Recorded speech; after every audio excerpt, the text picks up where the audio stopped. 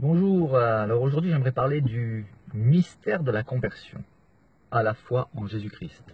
Un mystère pourquoi? Parce que quand on considère les conversions de personnages qui étaient parmi les plus virulents contre la foi en Jésus-Christ, cela demeure un mystère. Il faut savoir que le Seigneur n'est pas à court de stratégies et de méthodes pour toucher le cœur de quelqu'un qu'il veut sauver.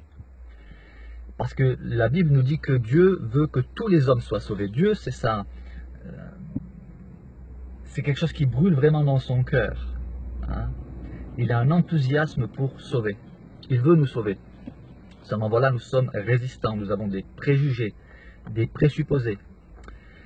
Et le Seigneur ne fait pas de copier-coller. Ça veut dire que ce qui touche le cœur de l'un ne touche pas forcément le cœur de l'autre. Et si je prends l'exemple de l'apôtre Paul, par exemple, l'apôtre Paul était quelqu'un de très très intelligent, qui avait énormément de connaissances, mais qui était dans l'erreur. Et il était persuadé d'être dans la vérité. Et il était à tel point dans l'erreur qu'il pensait sincèrement qu'en persécutant les chrétiens, il servait Dieu. Il était persuadé de servir Dieu. Mais le Seigneur a vu les profondeurs de son cœur, il connaissait ses motivations. Et donc, il a mis en place une stratégie personnalisée, un programme personnalisé d'accompagnement, comme on appelle dans le milieu médical. Et il va se révéler de manière tonitruante à celui qui persécutait les chrétiens avec une haine et un zèle dévorant, comme il le dira lui-même plus tard. Tout cela pour dire que le Seigneur n'est pas à court de moyens. Alors souvent, très souvent, très souvent même, cela passe par des difficultés, et des difficultés plus ou moins intenses. Mais pas pour nuire, pour interpeller, pour sauver. Alors peut-être qu'aujourd'hui tout va bien dans votre vie, vous posez peut-être des questions, vous avez peut-être même un avis très arrêté sur Jésus.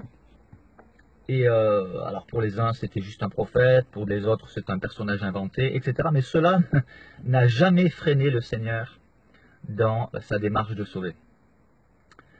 Et c'est ce qui va se passer avec l'apôtre Paul. Le Seigneur est capable d'employer les grands moyens s'il le faut pour toucher le cœur. Mais toujours dans le but de sauver, pas dans le but de nuire ni de détruire. Bien que le Seigneur a déjà exercé des jugements terribles face à des personnes dont lui, il connaissait les profondeurs du cœur et il savait que ces personnes-là étaient foncièrement méchantes. Mais l'accès au cœur, il n'y a que Dieu qui le possède. C'est pour ça que nous ne devons pas juger sur l'apparence. Au contraire, nous devons prier. D'ailleurs, la meilleure méthode d'apologétique qui soit pour défendre la foi chrétienne a toujours été, est et restera toujours la prière fervente. Donc, je ne sais pas où vous en êtes aujourd'hui dans votre vie. Pour ceux qui me suivent sur YouTube, sur Facebook, se disent mais il parle tout le temps de Jésus, peut-être même certains qui trouvent que c'est saoulant, mais peu importe. Moi je fais ce que j'ai à cœur de faire, je dis ce que j'ai à cœur de dire, parce que j'ai saisi l'importance du salut. Et régulièrement nous sommes confrontés à cela. Régulièrement nous sommes confrontés à quoi? À la mort. La mort est brutale. Elle ne prévient pas toujours, sauf pour les personnes qui ont une maladie dont ils savent que l'issue est fatale. Mais je ne sais pas où vous en êtes aujourd'hui. Je ne sais pas ce que vous pensez de Dieu. Vous avez peut-être la foi, vous êtes peut-être dans une religion, mais la question que vous devez vous poser, c'est: ai-je des certitudes pour l'au-delà? Ai-je juste de l'espoir ou des certitudes? C'est trop important. Et voilà, je tenais à dire que je prie pour beaucoup de personnes. J'ai vu des conversions qui étaient impensables. Parce que ce n'est pas avec des arguments qu'on touche les cœurs.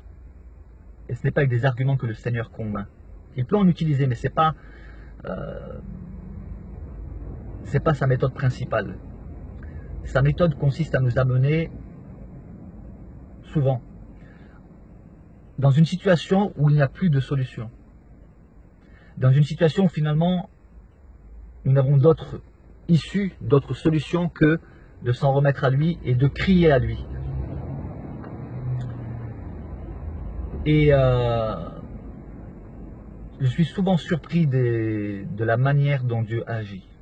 Mais souvent, je le dis encore une fois, souvent, très souvent, pour que nous puissions avoir une oreille attentive à ce qu'il veut nous dire, il nous amène dans des... il nous conduit, plutôt il va permettre de grandes difficultés dans notre vie. Alors peut-être qu'aujourd'hui tout va bien pour vous, mais ça peut changer très très rapidement. Et j'aimerais, alors je doute que ce soit possible parce que le cœur humain est fait de telle sorte que tant que nous pouvons nous en sortir par nous-mêmes, tant que tout va bien entre guillemets dans notre vie, nous résistons. Mais si vous pouviez, alors que tout va bien encore dans votre vie, vous poser la question, faire une pause dans cette marche effrénée du quotidien, faire une pause et vous poser la question, si je meurs aujourd'hui, où est-ce que je vais? Est-ce que j'ai des certitudes? Il y aurait encore beaucoup de choses à dire, mais je ne veux pas faire trop long. Ce qui est intéressant, c'est de vraiment prendre le temps de réfléchir, de se poser les bonnes questions. Si vous avez la foi, mais pas en Jésus-Christ, je vous invite vraiment, vraiment, vraiment à prendre du temps et à vous adresser finalement au meilleur des enseignants qui soient, à la source qui est intarissable et qui est solide, pour vous guider, pour vous diriger, pour répondre à vos questions. C'est de ne pas vous adresser à un homme, à aucun homme d'ailleurs, mais de vous adresser directement à Dieu. Comment? Le plus simplement du monde, en lui parlant avec votre cœur. Dans la lettre de Jacques, chapitre 4, verset 8, Jacques a écrit ceci: « Approchez-vous de Dieu et il s'approchera de vous. » Dieu, dans le livre de Jérémie, chapitre 33, verset 3, il dit « Invoque-moi et je te répondrai. Je te ferai connaître de grandes choses, des choses cachées que tu ne connais pas. »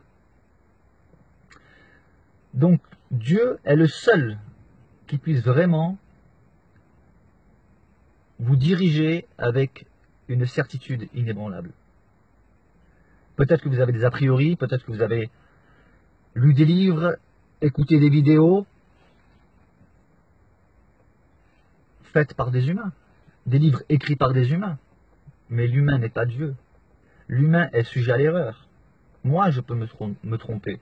Et n'importe qui que vous écoutez ou que vous lisez peut se tromper et peut vous induire en erreur. Mais Dieu, lui dont la Bible nous dit qu'il a créé l'oreille, n'entendrait-il pas? Il a créé les yeux, ne voit-il pas?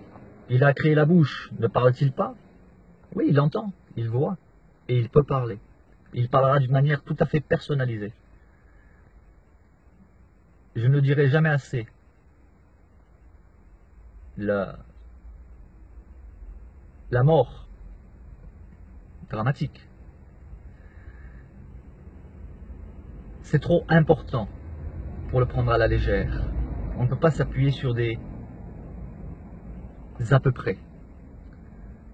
On se rend compte tout de suite après la mort si on était dans la vérité ou si on était dans l'erreur. Alors je vous encourage vraiment, vraiment à vous adresser à Dieu. Il suffit de lui parler avec votre cœur.